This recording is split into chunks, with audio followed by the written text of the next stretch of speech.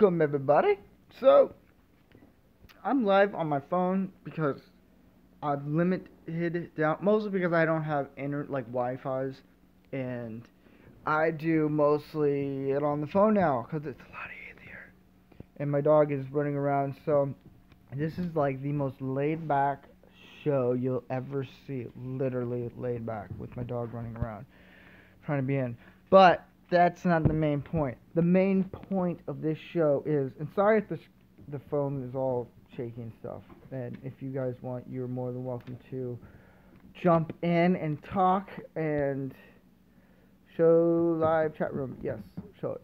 All right. So if you want, you can chime in, talk, whatever, and we can go in. This will take however long. It's the top 10 of my favorite movies of last year, of 2017. Can't believe that went by so fast. If you hear squeaky noise, it's my dog. So hey, hey, this is the show. Oh my gosh. All right, so here's my list right here. Boom. If you do a close up, woo, you can't see it. Oh, maybe I shouldn't have done that. I don't know. We'll find out.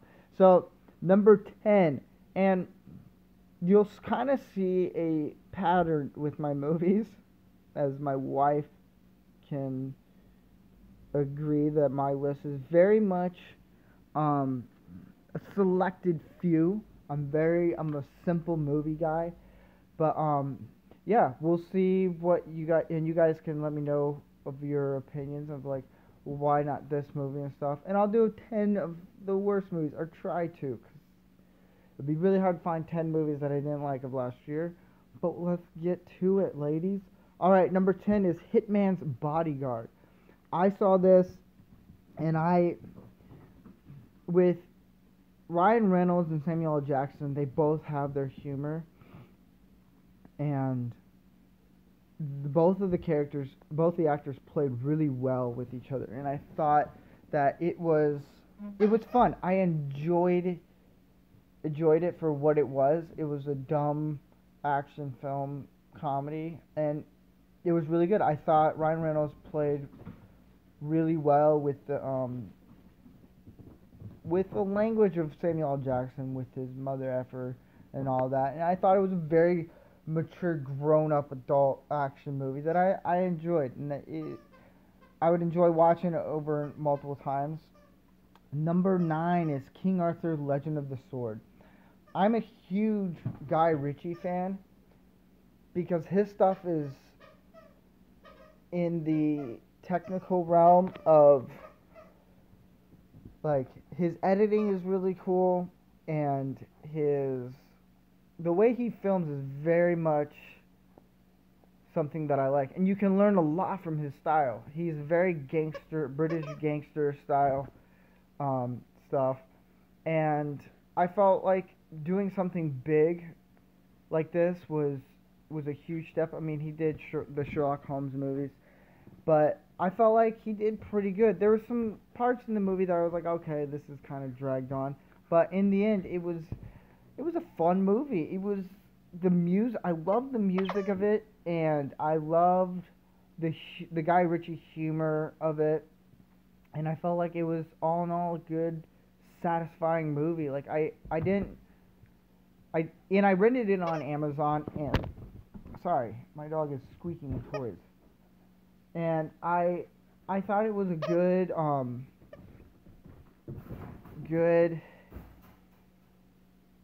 what's the word? I'm totally blanking out. My dog is bouncing around like crazy. Sorry about that. Live. What can you expect? This is as natural as you're gonna get. I thought with all the problems that it had, I felt like it was something fun that you could enjoy doing. So yeah. Number 8, Guardians of the Galaxy 2. I felt that it was fun. It wasn't better than the first one, but it wasn't terrible. In that I enjoyed it because of the humor and the story of it, and I felt like, okay, it's really cool. Like they're going along. They did a really good job of having everyone team up and be more of a family. So I thought that was really good, and I had no major problems with it. And there's my dog. Say hi. Hi. Number 7. I just saw this. Jumanji: Welcome to the Jungle. The thing about sequels is I feel like they can be a hit or miss, and there's been a lot of sequels the past few years, a lot. And I told I was told by a bunch of people that, oh, you're gonna love it, like, and I don't want to hear people say that because I feel like it's gonna distract me from it.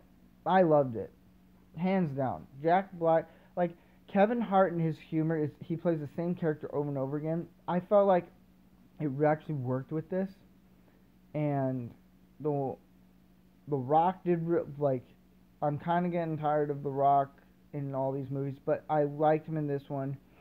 I liked pretty much everyone, and I forget what her name is who plays the the female in the jungle. I forget her name, but she's in Guardians, and she did really good. And I felt like Jack Black stole it.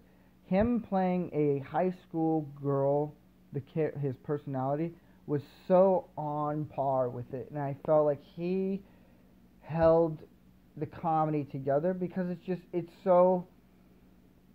I don't think you can get that with many actors, and Jack Black, like, you really didn't get to see him do a lot of things. Like, I loved him in Tropic Thunder, and I was like, man, he can play really good at that character, and you can tell like he really dug down and just totally had fun with this. And the whole movie in general is really fun. They pay homage to Robin Williams, and they do a good job of not trying to tie in so much of the first one. They try to make it their own, but like hint at the first one a little bit here and there. But all around, it was a solid movie. I enjoyed it, and it was one of the few movies I was laughing. My wife was just dying laughing with Jack Black's character, especially when he goes, "I'm a middle-aged man," or I totally forgot the other line. But yeah, it's a fun movie. I recommend that. That's a great kids movie. It's fun. And one of the I think it's Joe. No, not. Oh man, one of the brothers. I'm drawing a blank on him, but one of the brothers in the band. Can't think of it, but he did really good in the movie. All around, like, I have no complaints. It was a solid movie, like down the line, just completely solid, and it does a really good job of actually making fun of video games. That's the thing. I'm a huge video game fan. If you ever want to play like Battlefield or um,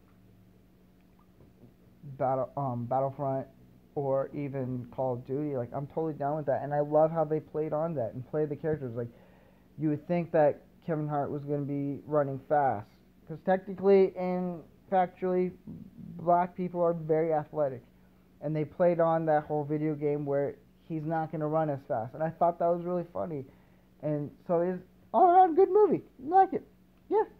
Number 6, Kong Skull Island.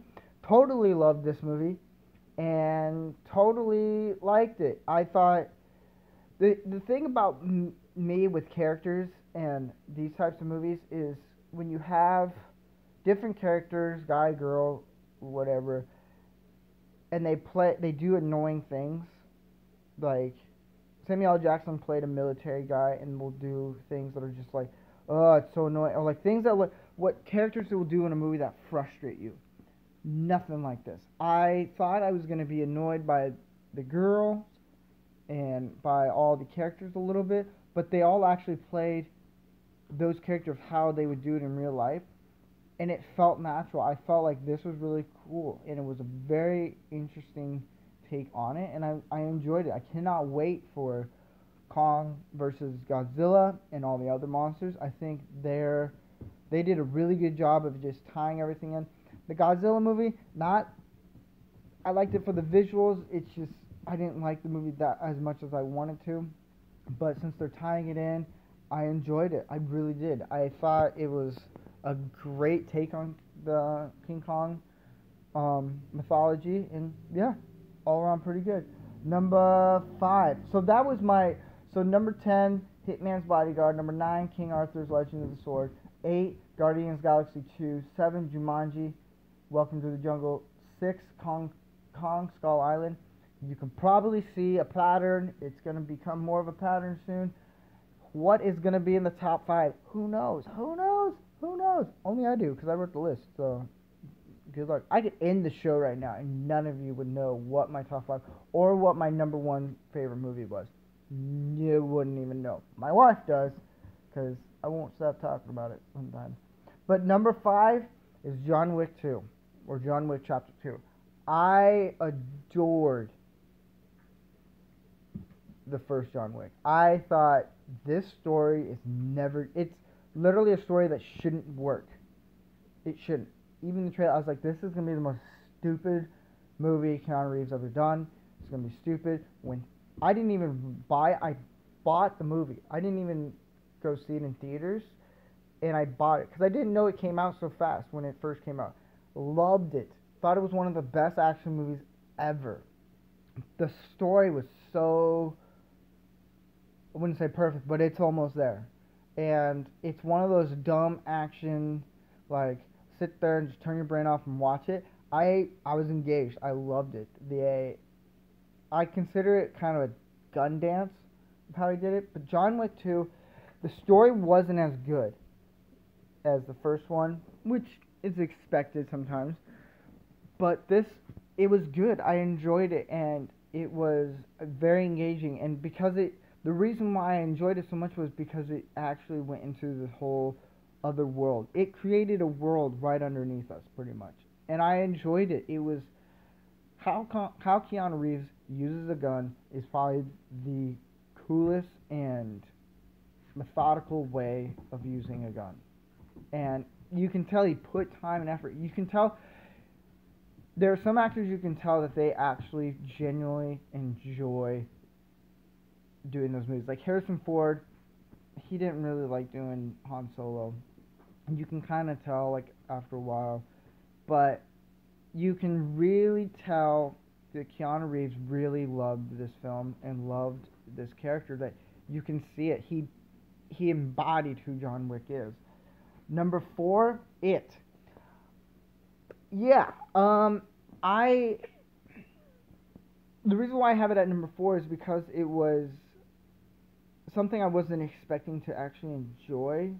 I wanted to see it because I watched the It miniseries, and it was good. It was shot really well. I thought the kids were good, and it was an all around solid movie for what it was.